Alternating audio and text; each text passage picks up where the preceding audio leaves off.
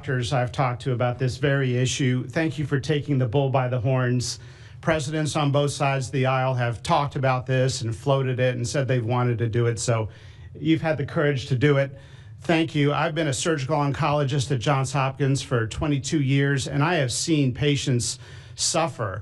We didn't take an oath to heal patients and then watch their life get ruined financially with their home, mortgage, retirement, going down the drain with GoFundMe campaigns, raising money from church communities and synagogues and friends they haven't seen in 20 years to try to raise money for what? For a system where Americans have been getting ripped off by 10, 12, 15 times higher prices than we see in other countries. The fundamental problem in healthcare is that we've had non-competitive markets.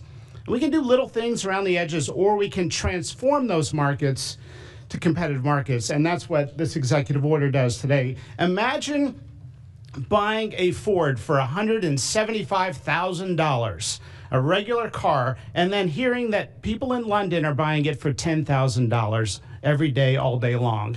That is the craziness of this system. We're going to do everything we can at the FDA to support this executive order. It's transformative. Thank you, Mr. President. Thank you. Thank you very much. So thank you very much, everybody. I think it's a very important day. In many ways, you have, we'll start with the Houthis. We go to Pakistan and India. We go to what we did with China, the trade deal, and with UK. And by the way, many other deals are coming in very much. At a certain point, we'll just set the price because we know where we are. But we'll just set the price. But world trade is going to be terrific, and our country is going to be making a lot of money. Taxes are going to go down. Taxes are going to go down very, very substantially. But you look at all of the things that we've done, and now today I'm heading over. We'll see what we're going to do with respect to Iran. I think you have very good things happening there, too, by the way. I think can't have a nuclear weapon, but I think that they are talking intelligently. We're in the midst of talking to them, and they're right now acting very intelligent. We want Iran to be wealthy and wonderful and happy and great, but they can't have a nuclear weapon. It's very simple. And so I think they understand that I mean business, and I think they're being very reasonable thus far. And don't underestimate Thursday in Turkey. President Erdogan is going to be a great host, and we are doing some work with him having to do with Syria, too, by the way. We're going to have to make a decision on the sanctions, which we may very well relieve. We may take them off of Syria because we want to give them a fresh start. But President Erdogan's asked me about that. Many people have asked me about that because the way we have them sanctioned, it doesn't really give them much of a start. So we want to see if we can help them out. So we'll make that determination. But I think you're going to have maybe a good meeting. You have the potential for a good meeting, that a meeting wasn't going to take place. I insisted that that meeting take place. And it is taking place. And I think you may have a good result out of the Thursday meeting in Turkey between Russia and Ukraine. And I believe the two leaders were going to be there. I was thinking about flying over. I don't know where I'm going to be on Thursday. I've got so many meetings. But I was thinking about actually flying over there. There's a possibility of it, I guess, if I think things can happen. But we got to get it done. We got to save 5,000 lives a week. 5,000 lives is really more than that. It's worse than that. And when you see and you don't want to see it, but when you see the satellite photographs of the battlefield with arms and legs and heads all over the place, separated by 30 yards from bodies, doesn't make sense. Doesn't make sense. So we're working very hard to see if we can end that bloodbath. Okay, there shouldn't be too many questions. It's been covered pretty well. Mr. President, thank you for taking questions. Two quick ones for you. Starting on trade. If a longer-term deal is not reached with China at the end of these 90 days, can the American people expect those tariffs to go back up to 145%? No, but they would go up substantially higher. You know, at 145, you're really decoupling because nobody's going to buy. But they can go, they got very high because of additional tariffs I applied during the course because of fentanyl and other things. But no, but they'd go substantially higher. And then on Qatar, Mr. President. I think you will have a deal, however. Okay, you're confident that there will be a deal. On Qatar, has Qatar asked for anything in exchange for that $400 million luxury jumbo jet? And how can the American people be so sure that they will not in the future? Well, I think what happens with the plane is that, we're very disappointed that it's taking Boeing so long to build a new Air Force One. We have an Air Force One that's 40 years old. And if you take a look at that compared to the new plane of the equivalent, stature at the time, it's not even the same ballgame. You look at some of the Arab countries and the planes they have parked alongside of the United States of America plane, it's like from a different planet. And it's close to 40 years old, might be more than 40 years old now. And we, when I first came in, I signed an order to get it built. I took it over from the Obama administration. They had originally agreed. I got the price down much lower. And then when the election didn't exactly work out the way that it should have, a lot of work was not done on the plane because a lot of people didn't know. They made change orders that were so stupid, so ridiculous. And it ended up being a total mess, a real mess. And when I came back, I said, by the way, what's going on with the Boeings that are coming in? Well, sir, they're way behind. And they're way behind. They were way behind. Another mess that I inherited from Biden. And it's going to be a while before we get them. And I think Qatar, who we've helped them a lot over the years in terms of security and safety. I think they end very, very nicely, and I have a lot of respect for the leadership and for the leader, Qatar. And I think they knew about it because they buy Boeings. They buy a lot of Boeings, and they knew about it. And they said we would like to do something, and if we can get a 747 as a contribution to our Defense Department to use during a couple of years while they're building the other ones. I think that was a very nice gesture. Now, I could be a stupid person and say, oh, no, we don't want a free plane. We give free things out. We'll take one, too. And it helps us out because, again, we're talking about we have 40-year-old aircraft. The money we spend, the maintenance we spend on those planes to keep them tippy-top is astronomical. You wouldn't even believe it. So I think it's a great gesture from Qatar. I appreciate it very much.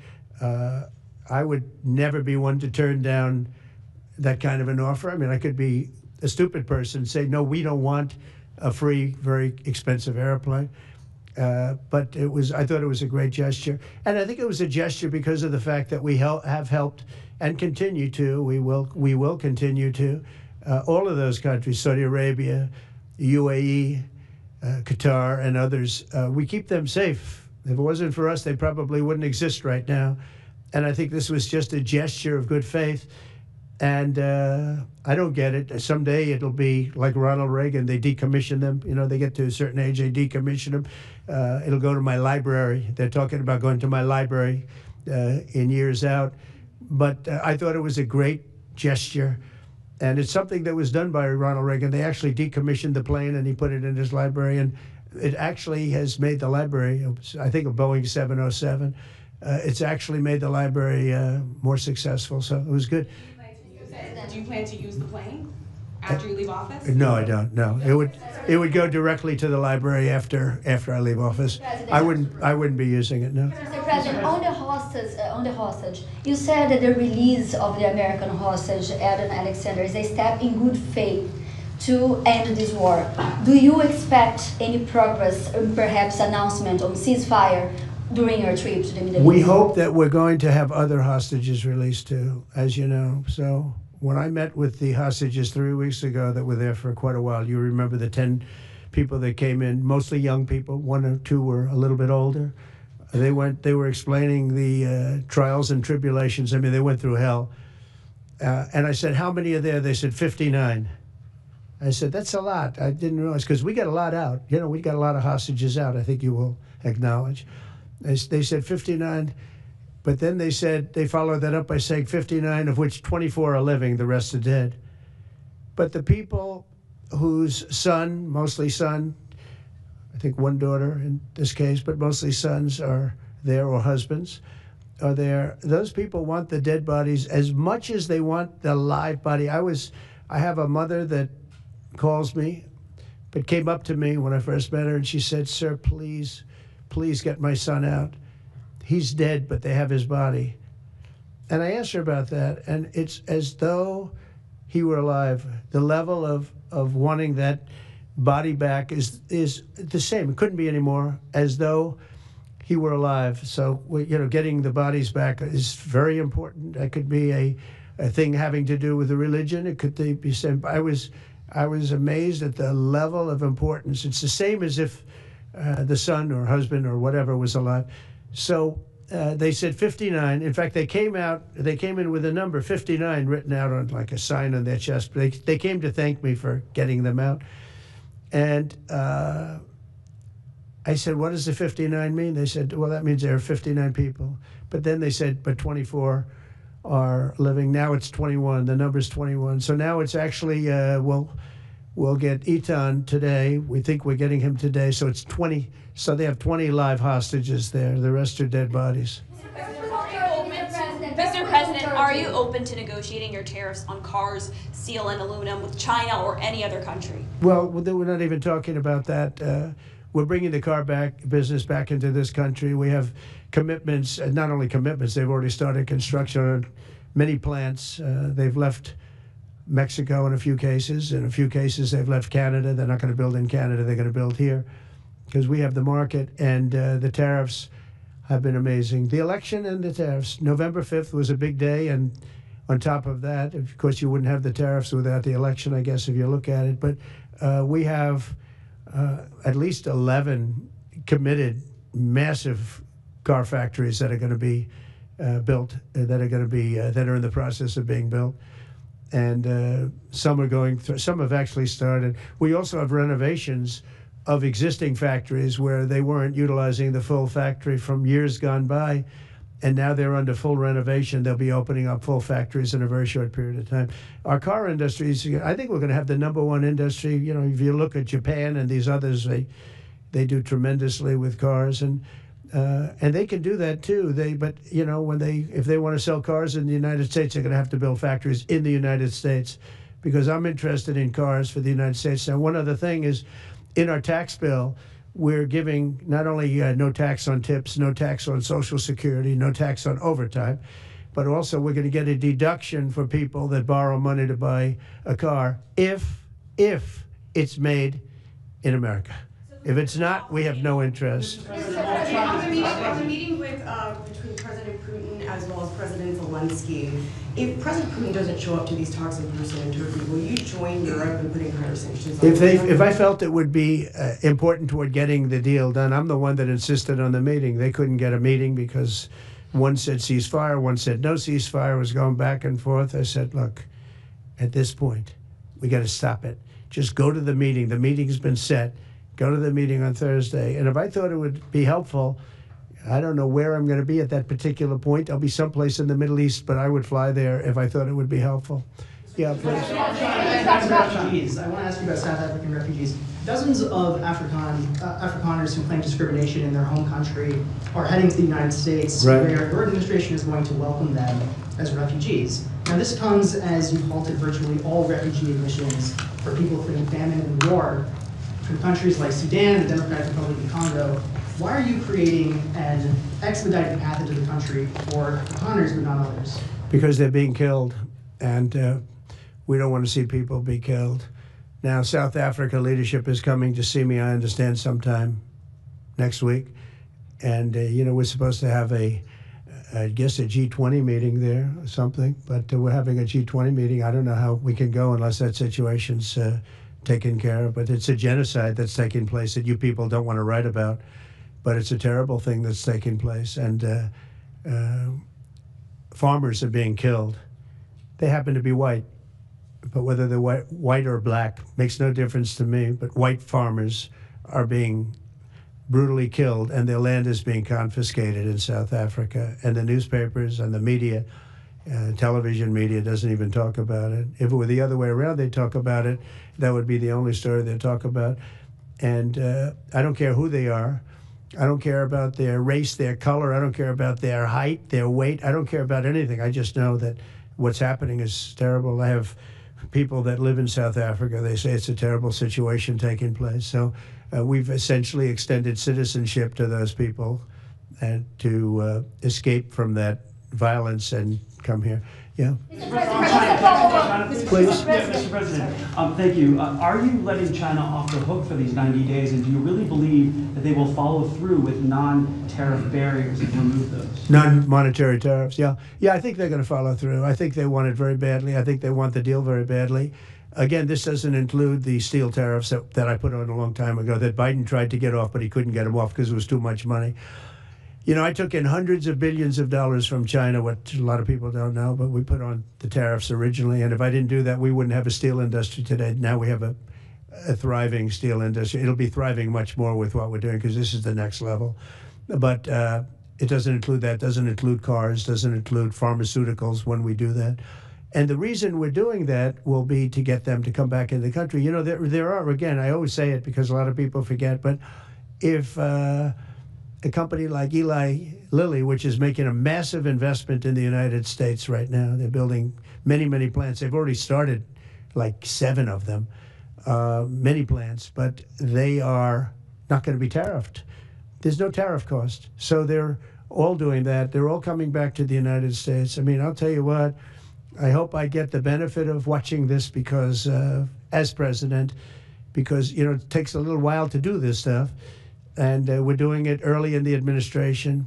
If you think of it, we have, I believe, if you look at the real total, it's over $10 trillion committed for plants and factories. Other administrations haven't had $1 trillion over a 4-year period, even over an 8-year period.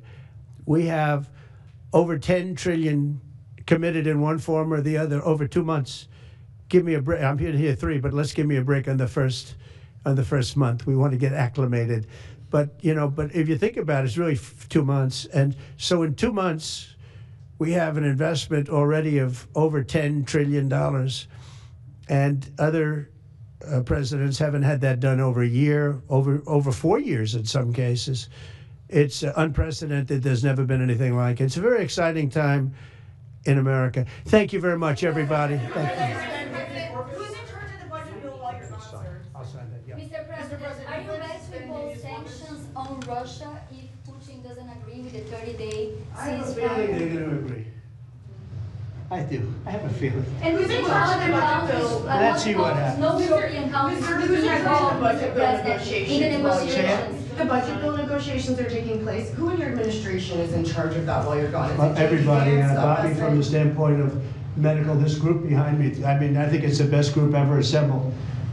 In terms of medical, I think you're going to see a tremendous cut. I don't think, I mean, I know you're going to see it in Medicaid and Medicare. That cut will be massive because drugs are 50–60% of the cost. So Medicaid costs are going down and Medicare costs are going down because of what we're doing today. And there's no, it's not like, oh, gee, well, maybe it won't happen. It's going to happen because the other countries have no choice. Now, the drug companies are going to have to say, listen, if you don't pay more, we're not going to give you the drug, and they're willing to do that. So that's it. They have to, we have to equalize. Mr. President, what is The price controls. Say it? How do you respond to the fact that this? It's not price control, no, no. What was, price control is before. If you want to talk about, price control is what they were doing. They were making us pay. They set a price, and they said, here's what we're going to pay.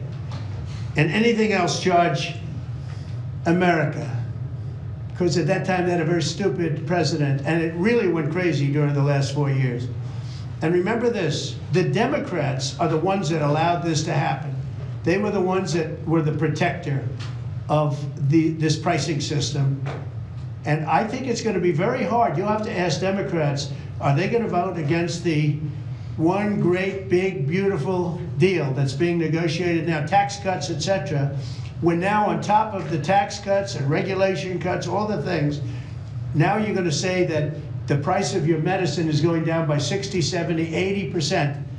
You're going to vote against it? I think a lot of Democrats are going to be forced to do something that their leaders are going to beg them not to do, and that's vote for the bill. I don't see how they can vote against it. How can they vote against it when drug prices, drugs and pharmaceuticals are going to be down 70, 80%? It's going to be very interesting. Mr. President, what do you say to people who view that luxury jet as a personal gift to you? Why not leave it behind? You're ABC fake news, right? Why It's not? only ABC, well, a few of you would. Let me tell you, you should be embarrassed asking that question. They're giving us a free jet. I could say, no, no, no, don't give us, I want to pay you $1 billion or 400 million or whatever it is. Or I could say, thank you very much. You know, there was an old golfer named Sam Snead. Did you ever hear him? He won 82 tournaments. He was a great golfer. And he had a motto: when they give you a putt, you say, thank you very much. You pick up your ball and you walk to the next hole. A lot of people are stupid. They say, no, no, I insist on putting it. And then they putt it and they miss it. And their partner gets angry at them. You know what? Remember that, Sam Snead. When they give you a putt, you pick it up and you walk to the next hole and you say, thank you very much. Respectfully, Mr. sir, President, as a businessman, some sorry, people may Mr. look at this and President. say, have you ever been given a gift worth millions of dollars and then not received It's not a anything gift to me, it's a gift to the Department of Defense.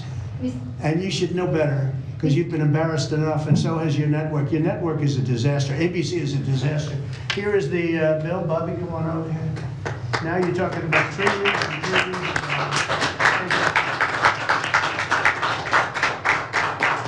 Thank you very much, everybody. Mr. President, a quick question about Turkey. Thank you very much. Thank you, sir.